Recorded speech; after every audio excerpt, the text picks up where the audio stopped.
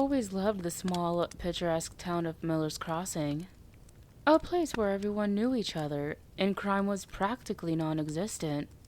So when I inherited my grandmother's old Victorian house on the edge of town, I was thrilled. My grandma had passed away a few months back, leaving behind a lifetime of memories and a house filled with antique furniture and dusty knickknacks. I decided to move in temporarily, to sort through her belongings and maybe get a change of scenery. The first few days were uneventful.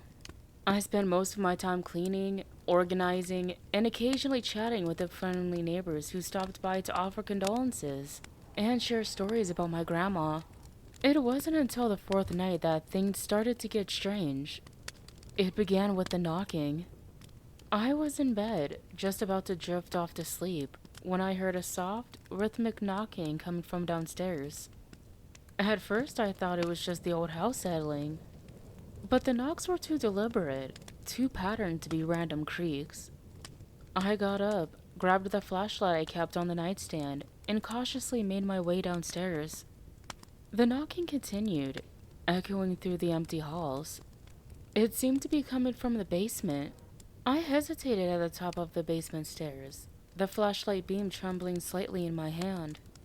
I took a deep breath and descended, one creaky step at a time. When I reached the bottom, the knocking stopped.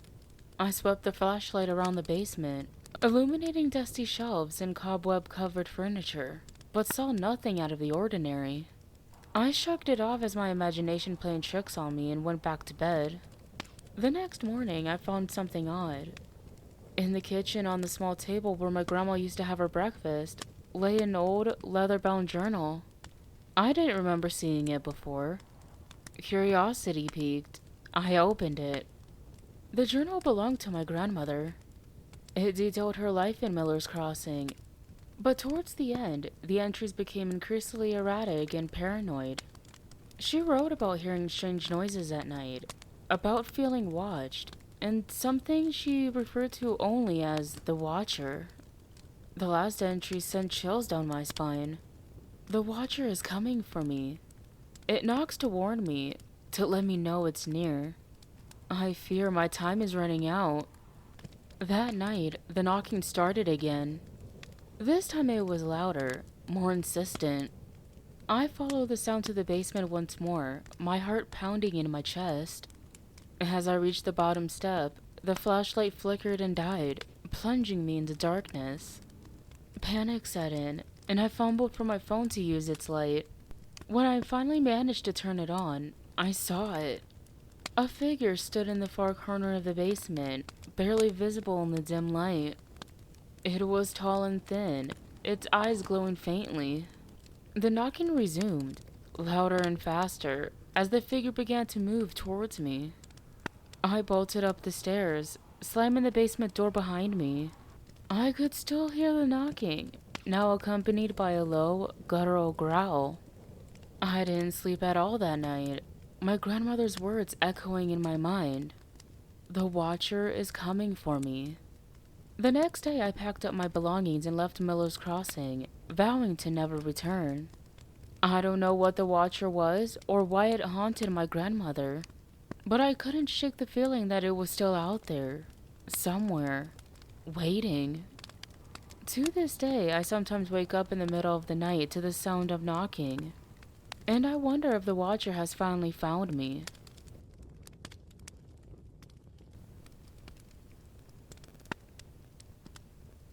After I left Miller's Crossing, I thought I could leave the Watcher behind.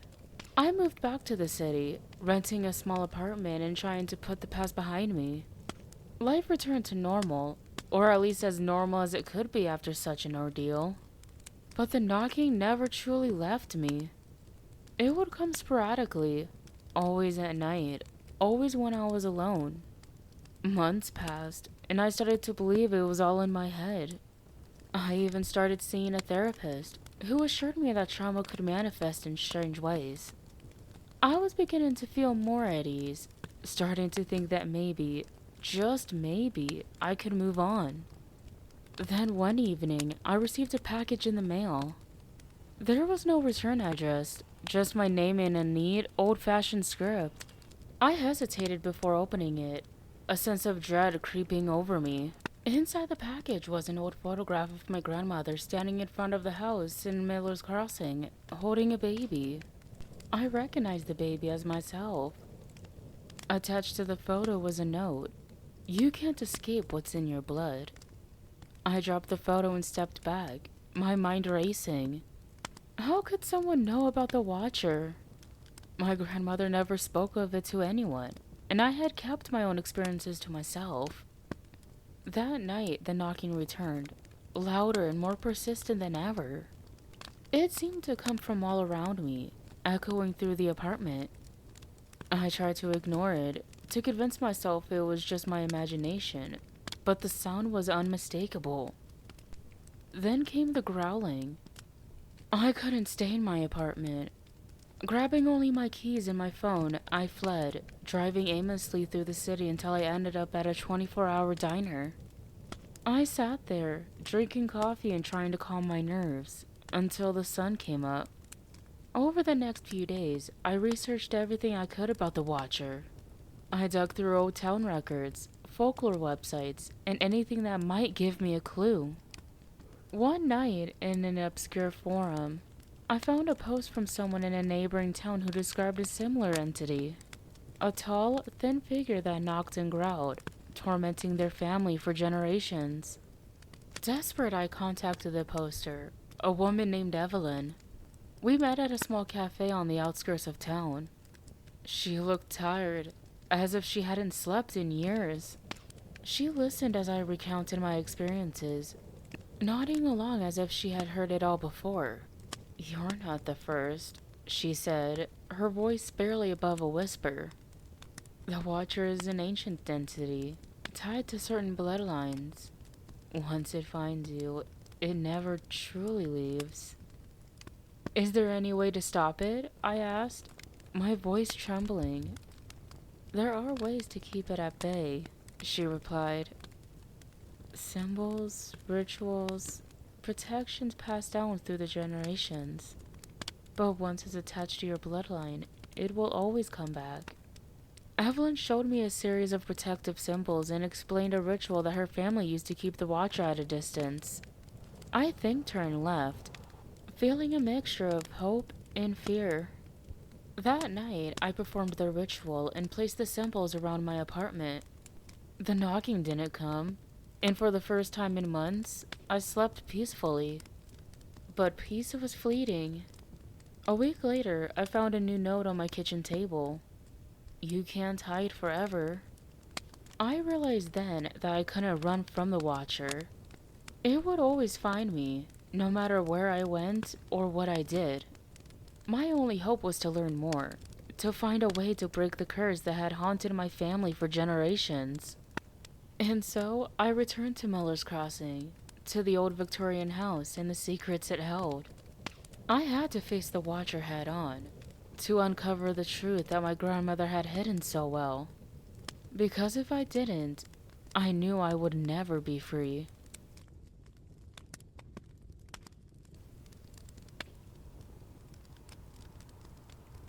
Returning to Miller's Crossing felt like stepping back into a nightmare. The old Victorian home loomed ominously at the end of the street, its windows dark and lifeless. I parked my car and stared at it for a long moment, summoning the courage to go inside. The protective symbols and rituals Evelyn had taught me were my only defense against the Watcher, and I clung to them like a lifeline. The house smelled of dust and decay, as if it had been abandoned for years rather than months. I made my way to the basement, the air growing colder with each step. The door creaked as I opened it, and I felt a chill run down my spine. The basement was just as I had left it, filled with old furniture and boxes of my grandmother's belongings. I set up candles around the room, placing the protective symbols in a circle. I began the ritual, chanting the words Evelyn had taught me. The air grew heavy, and I felt a presence watching me from the shadows. The knocking started again, but this time it was different. More insistent, more demanding. As I finished the ritual, the candles flickered and went out. The room plunged into darkness, and I heard the growling, closer than ever before. My flashlight flickered to life, and I saw it. The Watcher, standing at the edge of the circle. Its eyes glowed with a malevolent light, and its form seemed to shift and waver. "You cannot banish me," it hissed, its voice echoing in my mind. "I am bound to your blood. I will always find you." Summoning all my courage, I stepped forward, holding out the symbols. "What do you want?" I demanded. The Watcher paused, as if considering my question. "You carry a curse, passed down through your family. Your grandmother tried to hide it, but she failed. The curse is tied to this house, to the land it stands on. To break it, you must understand its origin." With that, the figure vanished, leaving me alone in the dark. I knew what I had to do. I spent the next few days combing through my grandmother's journals and old town records, piecing together the history of the house and my family. I discovered that the land had once belonged to a man named Jonathan Miller, one of the town's founders. He had been accused of witchcraft and executed in the late 1600s, cursing the land and all who lived on it with his dying breath. My ancestors had unknowingly built their home on the cursed ground, and the Watcher was the manifestation of that curse. Armed with this knowledge, I sought out Evelyn once more. Together, we devised a plan to lift the curse.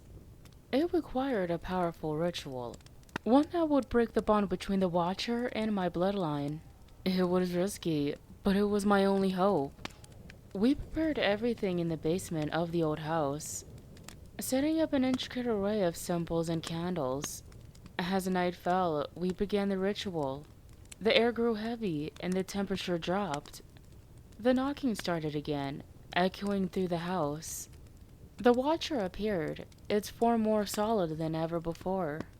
It howled and raged as we chanted the words of the ritual, trying to break through the circle. The candles flickered wildly, and I felt a surge of energy building around us. With a final, desperate chant, the circle of symbols glowed brightly, and a shockwave of energy burst from the center. The Watcher shrieked and dissolved into a cloud of darkness, which was sucked into the earth beneath the house. The air cleared, and the knocking stopped.